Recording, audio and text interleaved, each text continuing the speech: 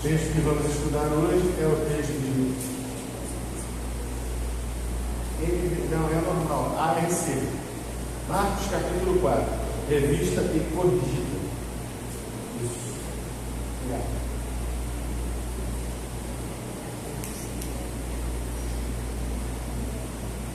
É um texto bastante conhecido, mas é um texto ao qual a gente tem que voltar de vez em quando, porque ele tem tantas aplicações.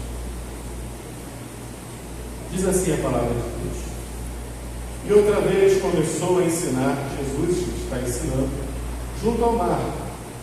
E ajuntou-se a ele uma grande multidão, de sorte que ele entrou e assentou-se num barco sobre o mar. E toda a multidão estava em terra, junto ao mar.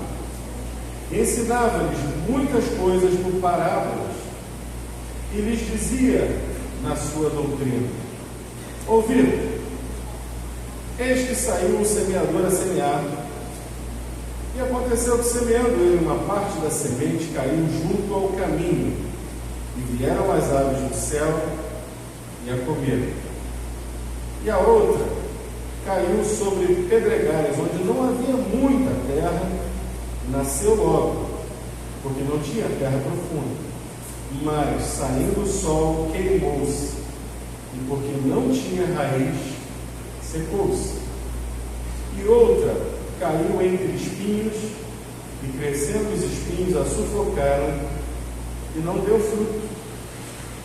E outra caiu em boa terra, deu fruto, e vingou e cresceu, e um produziu 30, outro 60 e outro 100. Nós vamos continuar na leitura, mas deixa eu só mostrar de uma maneira um pouco mais visual o que está acontecendo aqui. Hoje nós temos técnicas de agricultura avançadíssimas, hoje nós temos máquinas para fazer o preparo da terra, nós temos máquinas para fazer o próprio plantio, ajudar o plantio, temos máquinas para fazer toda espécie de coisa, inclusive máquinas enormes colheitadeiras.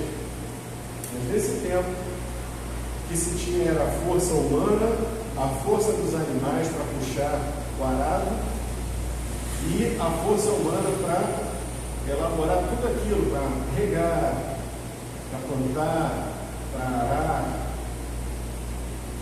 E nesse tempo a gente não tinha uma máquina que fizesse o plantio. O plantio era manual. E muitas vezes o plantio ele era dessa forma que está sendo descrito aqui.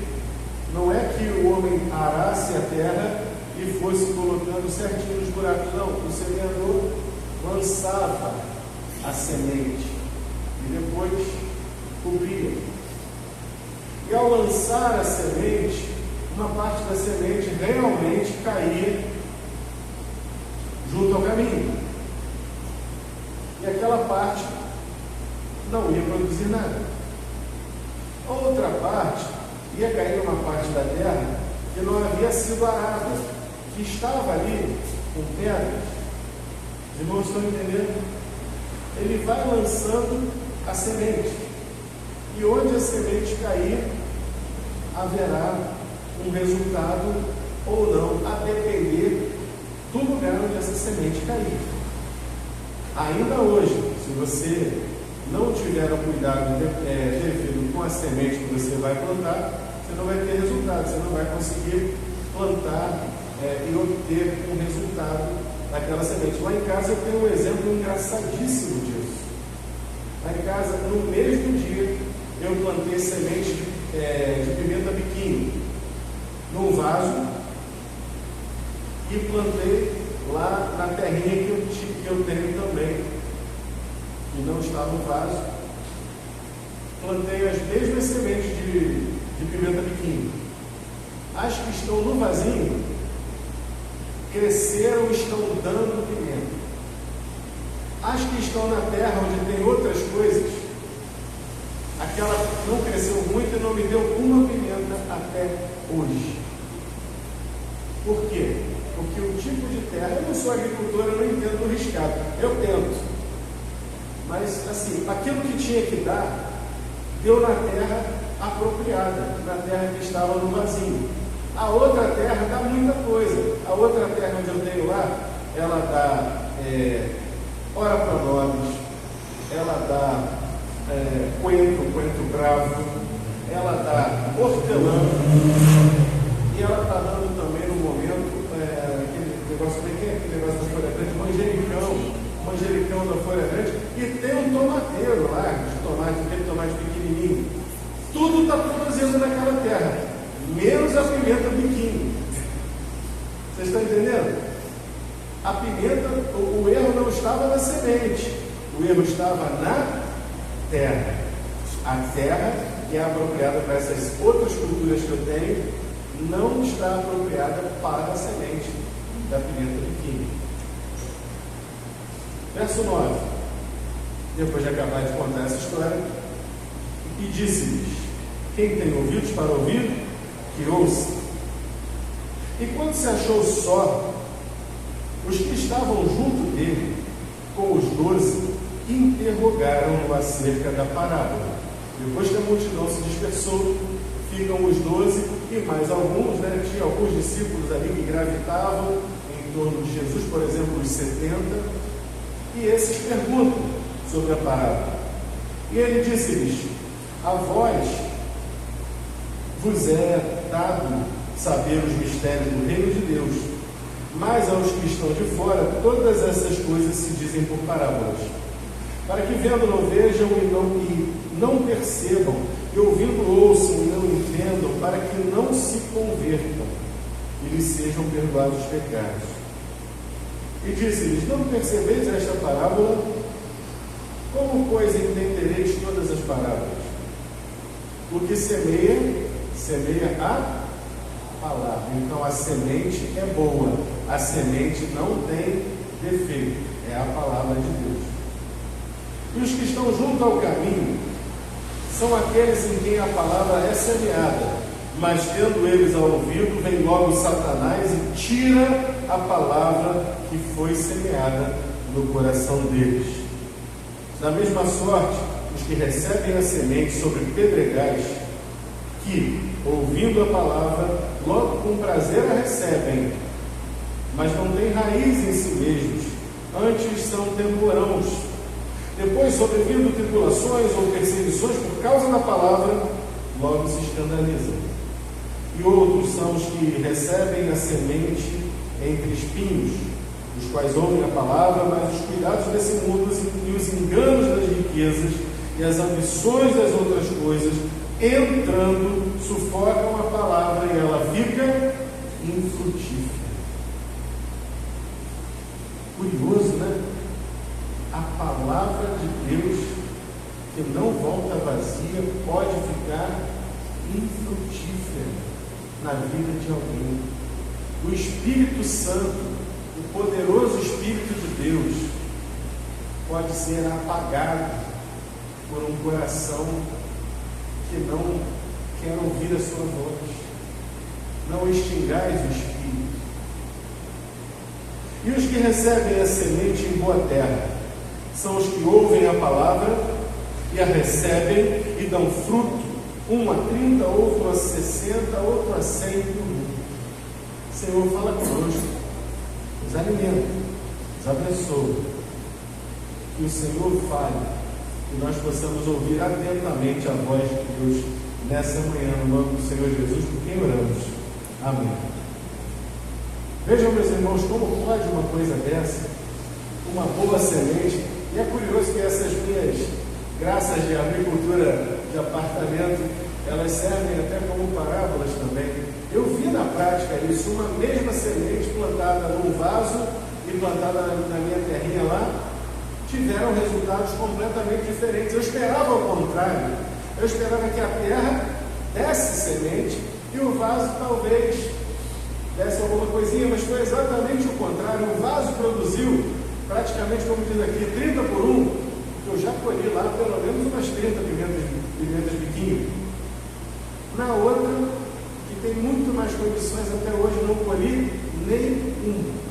Tomateiro também está indo lá, está dando.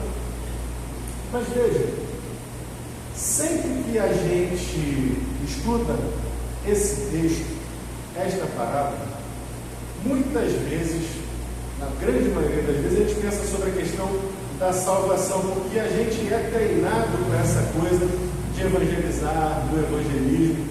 Então, sempre vamos pensar num momento de evangelismo, de evangelização, em que você lança a semente e aí bate naquele coração duro, igual o caminho pisado pelos homens, e a semente não entra. Ou a pessoa recebe, mas não vai um pouco além. Mas e se nós pensarmos exatamente ao contrário? Se nós pensarmos que toda simples vez em que nós paramos para ouvir a voz do Senhor, mediante a pregação, mediante a leitura bíblica, ou em qualquer outro momento, até mesmo no louvor, você ouve a palavra de Deus sendo proclamada. E cada vez que nós ouvimos a palavra de Deus, nós somos confrontados por ela. E esse confronto que a palavra de Deus faz com o nosso coração, hoje eu estou falando dos crentes, toda vez que a palavra de Deus ela entra no nosso coração, ela nos desafia a tomar uma postura, ela nos desafia a tomar uma decisão.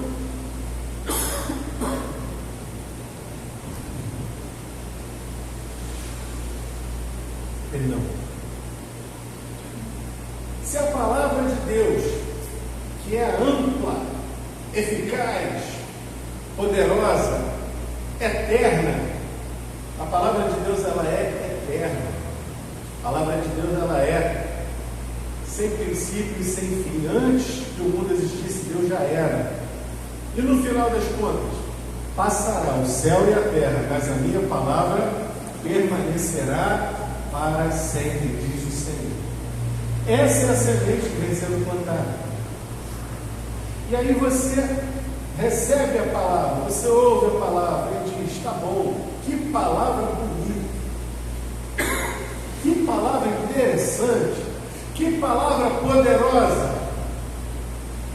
Ok, é bom você elogiar a palavra de Deus, mas pare e pensa no que a palavra aproveitou, no que a palavra funcionou para mudar algo dentro de você. Porque, irmãos, todos pecaram e destituídos estão da glória de Deus. Nós estamos, a nossa carne ela não se converte. Nós precisamos reduzir o nosso corpo à servidão, como disse o apóstolo Paulo.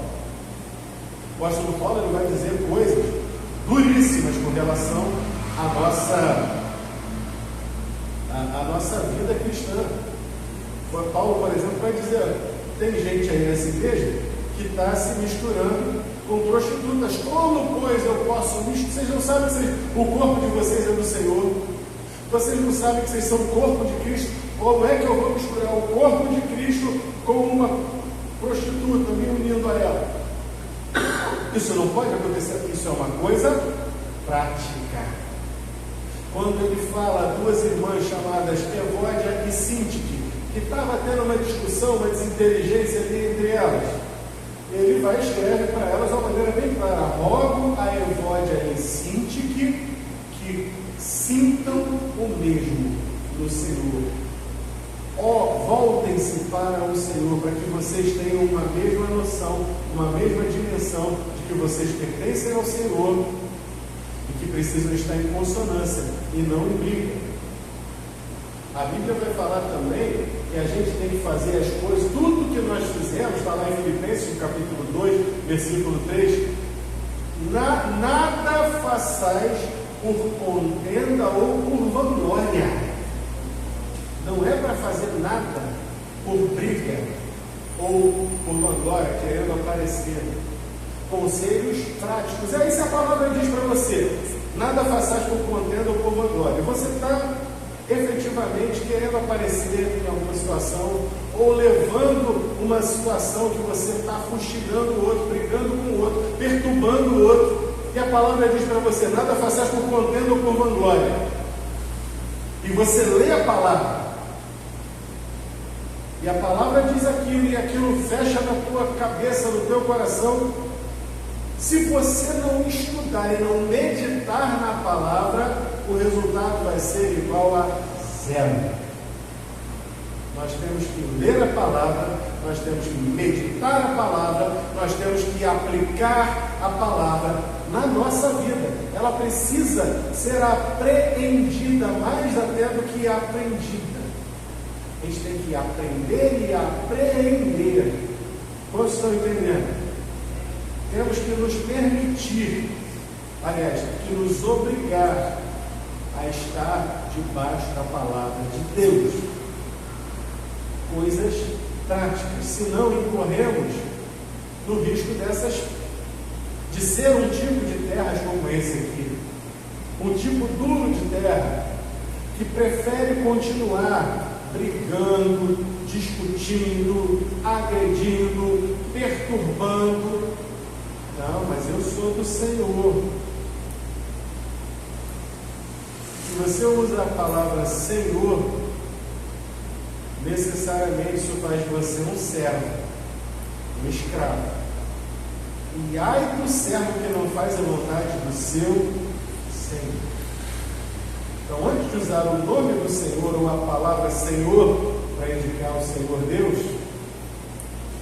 é preciso que nós vivamos o senhorio dele na nossa vida.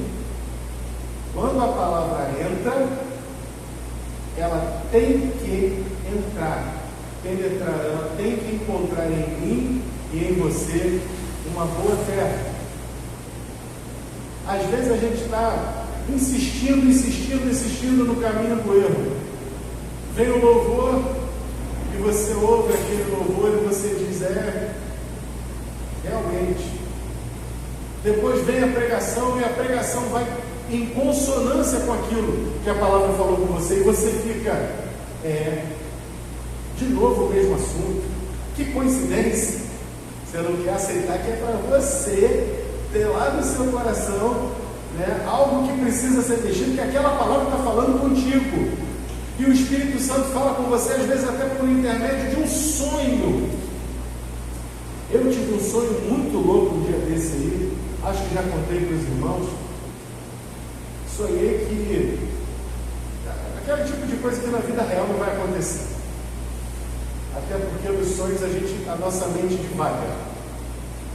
Eu tive um sonho que foi assim. Eu estava num bar que era da máfia. Provavelmente lá em Nova York, ainda por cima, porque sim, né? Eu sou uma pessoa chique, sonho com Nova York. Estava lá no bar, o bar era da máfia. E eu tinha estacionado meu carro na porta do bar. Já que eu não lembro qual era o carro? Estacionei na porta do bar lá na máfia. Porque eu fazia parte da patota. Nisso alguém fala que lá fora tinha chegado a viatura, que a viatura da polícia ia me multar. Aí eu fui lá, falei assim para os policiais, rapaz, tá me multando por quê? Não, eu vou guinchar, vou rebocar teu carro. Aí junta aquela patota da máfia assim, embora, polícia, guincho, foi todo mundo embora. Aí eu me senti poderoso, né? Falei, caramba, não vai rebocar. Eu acordei daquele sonho e agora sim, dentro dos meus sentidos normais e usuais, eu pensei, caramba, nesse sonho eu tive um sentimento de força, de superioridade, de poder encarar e vencer a autoridade. E aí imediatamente eu pensei, isso é pecado. Isso é pecado, porque o pecado faz isso com a gente. Ele nos tenta exatamente naquelas três coisas que a palavra diz. Está me faltando a palavra. A soberba da vida, a concupiscência dos olhos, a concupiscência da carne e a soberba da vida. Ali estava a soberba da vida. Não vai mexer comigo não, o que é isso? Não, meus irmãos, nada façais por contenda ou por vanglória, mas a gente tem que fazer tudo por humildade. Humildade é considerar os outros superiores a si mesmo. Isso é o que Filipenses vai dizer. Filipenses 2, 3 e 4. Capítulo 2, versículos 3 e 4. Você vai ver isso lá. A gente não tem que ter vanglória, mas humildade. Servir aos outros com alegria. Abençoar vidas. Os irmãos estão entendendo? Porque aquilo que se manifestou no meu sonho é o meu eu, é o que eu sou. A minha carne tem vontade de ser superior, de mostrar alguma coisa, como a sua também. O que tem que acontecer? Tudo isso tem que ser tratado pelo Senhor, e purgado, e lavado. Hoje, amanhã, depois de amanhã, todos os dias, e alguns dias mais de uma vez por dia. Como é que a gente pode então limpar o nosso coração e afastar esse mal que o pecado provoca em nós? Pela palavra de Deus. Vós estáis limpos pela palavra em vós enxertada, disse o Senhor Jesus. E para cada palavra que você e eu ouvimos, para cada momento devocional de leitura bíblica que nós fazemos, Deus não deu a Bíblia para que nós aumentemos o nosso conhecimento, mas Ele deu a Bíblia para que ela mude a nossa vida. Os irmãos estão entendendo isso? A Bíblia não é para encher a tua cabeça, a Bíblia é para encher o teu coração, e a tua boca vai falar do teu coração está cheio. Deuteronômio capítulo 30, versículo 14. Esta palavra está muito perto de ti, na tua boca e no teu coração, para a cumprir. Se ouvirmos a palavra, a Bíblia vai dizer também, acho que é em Tiago, vai dizer que a gente não pode ser ouvinte e esquecer disso. É para ouvir, meditar, aplicar, mudar o que precisa ser mudado.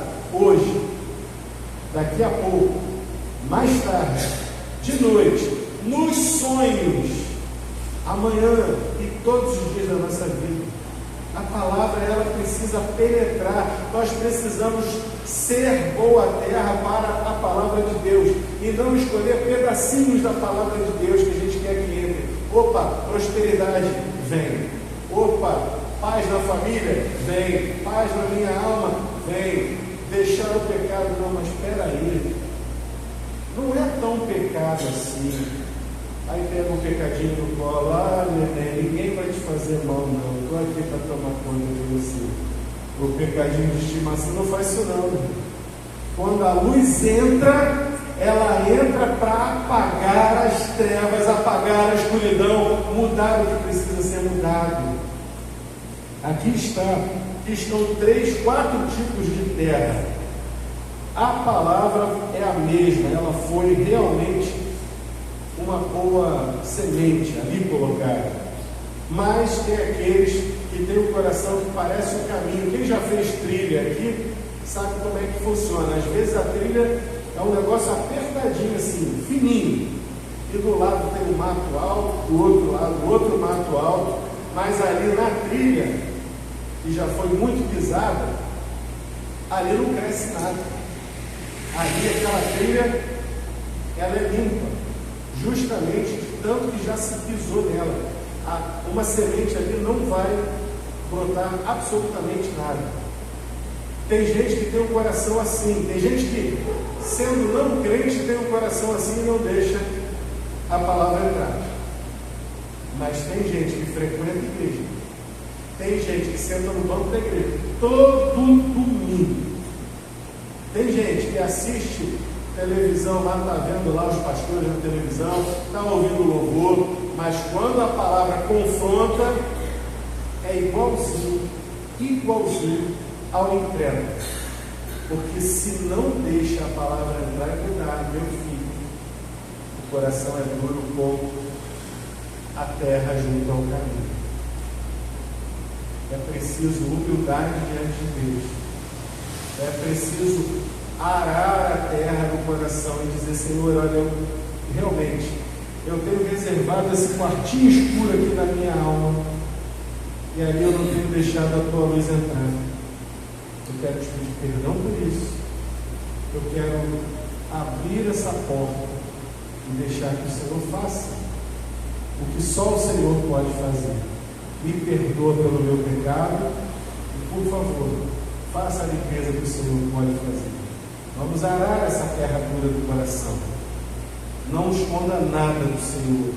Porque se você não esconde nada do seu médico, na hora que você vai lá para o médico, por mais que seja uma situação vexatória, você não fala para ninguém na tua família que você está com algum problema em certas partes do corpo. Você vai lá no médico, e lá no médico você vai falar tudinho.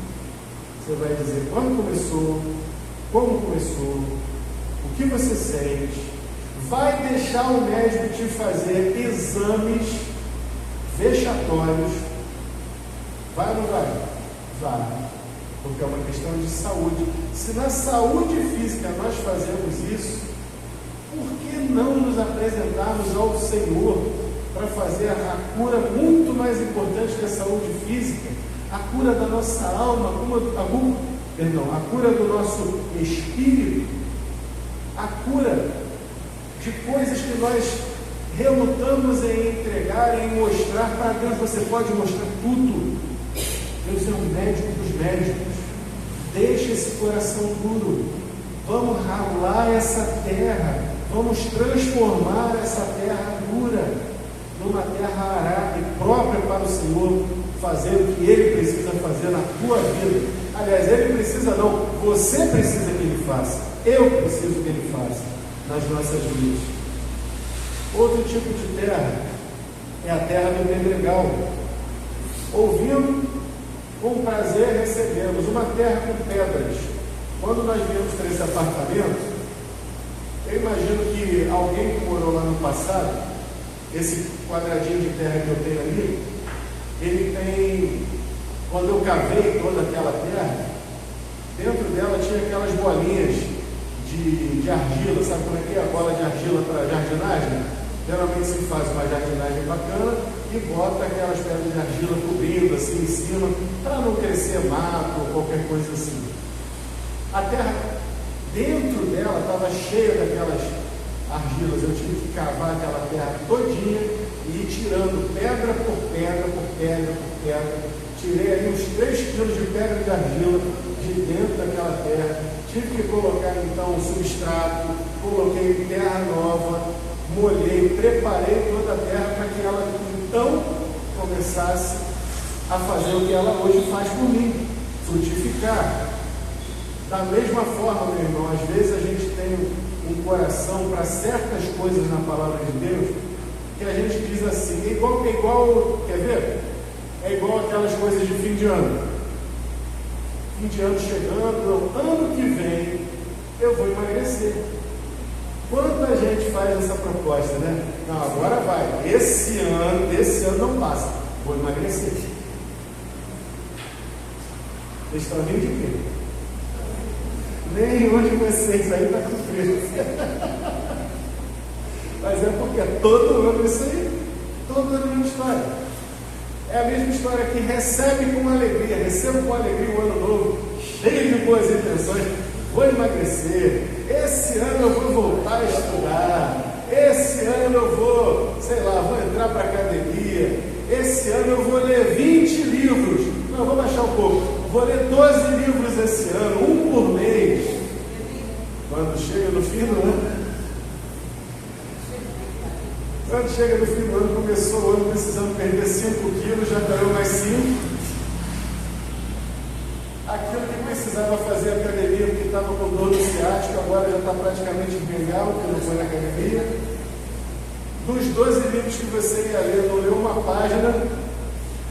É assim. Recebe a palavra com alegria, mas não vai adiante. Meus irmãos, tenham cuidado. A alegria de receber a palavra é muito bom. Receba a palavra com alegria, mas prepara o teu coração dia após dia para que a palavra frutifique em nome de Jesus. Não permita que essas pedras de tropeço verdadeiramente elas atrapalhem o teu andamento na vida espiritual. Tem uma outra turma ainda que recebe também com alegria, que recebe a palavra com prazer e diz: realmente essa palavra aqui, ela é boa. Finalmente estou vivendo, pastor, um momento de mudança na minha vida. Estou vendo as coisas acontecendo na minha vida. Estou vivendo um momento de avivamento. Deus está falando comigo. Eu estou orando. Eu estou vivendo um momento maravilhoso com o Senhor. Como eu queria isso na minha vida, pastor. E o momento é esse. Deus seja louvado. Amém, meu irmão. Continua nisso. E o irmão vem no culto de oração das 8 da manhã. O irmão é assíduo na escola bíblica. Ele não falta um culto. Ele está na escola bíblica dominical. Ele está no culto dos lares. Ele está no evangelismo. Ele está na quarta-feira. De repente, em meio a isso tudo, o irmão, vou pegar o exemplo de um jovem aqui. O irmão é jovem, ele quer casar, ele arruma uma namorada. Agora, pelo prazer da namorada, ele sai sábado até altas horas da noite. No domingo ele já não está no culto das 8. Chega atrasado na escola bíblica. Mas ele ainda está curtindo, ele vem no culto, aquela coisa toda e tal. De repente, no culto da noite, já, poxa, sabe como é que é? Vou sair com a namorada. A menina quer ir no Maracanã, ver o time jogar, eu vou levar ela. É um domingo só, o que tem? Vou no Plaza, acabou de lançar o filme novo dos Caça-Fantasmas, vou levar ela para ver o cinema. É um domingo só, o que tem? Poxa, estou namorando com essa menina, estou começando a ver que eu preciso trabalhar mais. Ele começa a fazer hora extra. Ele começa a correr atrás, e o dinheiro está curto, mas ele está comprando as coisas, está fazendo as coisas para o enxoval. As preocupações desta vida começam a tomar conta. E aquilo que antes era prazer em Deus, era prazer na palavra de Deus, aquela árvorezinha que começava a crescer maravilhosamente bem, começou muito bem, de repente vai sendo enredada por espinhos, que o Senhor Jesus vai dizer que são assim, recebem espinhos, ouvem a palavra, mas os cuidados deste mundo, e os enganos das riquezas, e as ambições de outras coisas não são necessariamente coisas más, ou coisas ilegítimas, ou coisas pecaminosas. Estou aqui citando o exemplo de um namoro. O namoro não é uma coisa pecaminosa em si. O namoro não é uma coisa do mal. O namoro é uma ambição de outra coisa. E aí aquilo que antes você colocava Deus em primeiro lugar, de repente, o trono da tua vida onde estava Deus foi deslocado do trono e entra você, os seus projetos, o seu projeto de estudo, o seu projeto de carreira, o seu projeto de casamento. E como é que se chama o que acontece quando nós colocamos alguma coisa no lugar de Deus? Idolatria. Nós colocamos o nosso próprio bem-estar, os nossos próprios desejos, no lugar que pertence somente a Deus. Nós estamos praticando idolatria. Os irmãos ainda creem nisso? E o que acontece com o idólatra? Ele também não é boa terra.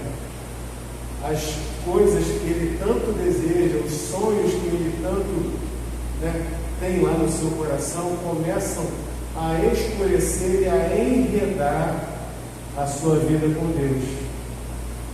E ele não vai adiante. Ele não vai frutificar. Então, meus irmãos, eu nem preciso falar da boa terra. A boa terra está bem clara aqui. Ela produz.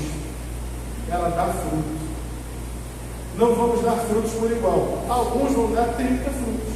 Outros vão dar 60, outros vão dar 100. E tem outros ainda, tipo o Billy Graham, que vão dar 1000.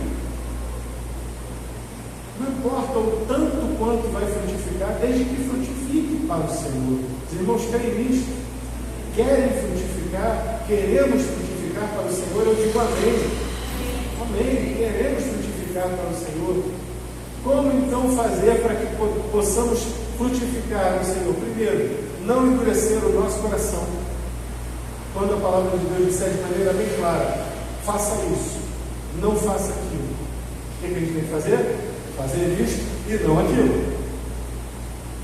Segundo lugar, deixar a palavra penetrar. Tira todas as pedras.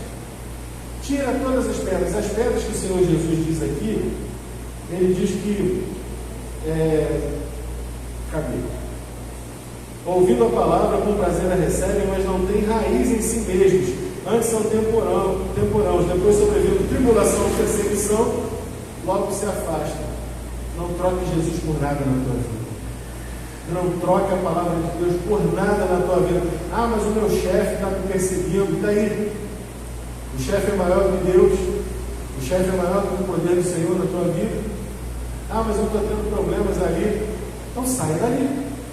Confia no Senhor. Entrega o teu caminho ao Senhor, confia nele e Ele tudo fará. Não deixe que as pedras te impeçam de crescer e frutificar a palavra. A palavra é mais importante do que qualquer coisa na vida. Terceiro lugar, já que falamos que a palavra é o mais importante, não se permita trocar aquilo que é de Deus, a pessoa de Deus, o amor de Deus, a palavra de Deus, por nada, por melhor que seja na tua vida. Hebreus vai dizer isso lá no capítulo 12. Deixemos todo o embaraço e o pecado. O embaraço não é pecado, mas o embaraço, infelizmente, ele pode sufocar a palavra, que são esses espinhos que estão aqui colocados. São embaraços, são coisas naturais, normais da vida. Por exemplo, riqueza, dinheiro e as ambições de outras coisas. Que o Senhor permita hoje que nós possamos fazer bom uso dessa palavra, nos alimentar dela, tirar os espinhos, tirar as pedras, tirar a dureza do nosso coração. Que Ele faça essa obra no teu coração e também no meu, para que nós possamos ser boa terra e frutificar na casa do Senhor, nas nossas vidas. Senhor, que gostosa essa tua palavra, deliciosa, maravilhosa. Eu recebo também essa palavra com alegria e recebo com o coração aberto essa palavra que o Senhor deu à tua igreja nessa manhã. Que nós possamos tomar essa decisão de abrir o nosso coração todos os dias para a tua palavra, para que possamos ser filhos de Deus inculpáveis no meio de uma geração perversa, para que possamos, Senhor Deus, avançar não pelo nosso esforço, mas pela tua graça, porque a tua palavra diz que aos seus o Senhor dá enquanto dorme. Nos abençoa, toca os nossos corações, muda o que precisa ser mudado. Nós possamos, Senhor Deus, a cada dia aprofundar raízes e ser boa terra do Senhor. Tudo isso colocamos nas tuas mãos. A palavra foi pregada, a semente foi lançada e pedimos ao Senhor que o Senhor dê o crescimento, que haja honra e glória para o Senhor na frutificação desta palavra de cada um de nós, no nome de Jesus, por quem oramos. Amém. Louvado ao Senhor.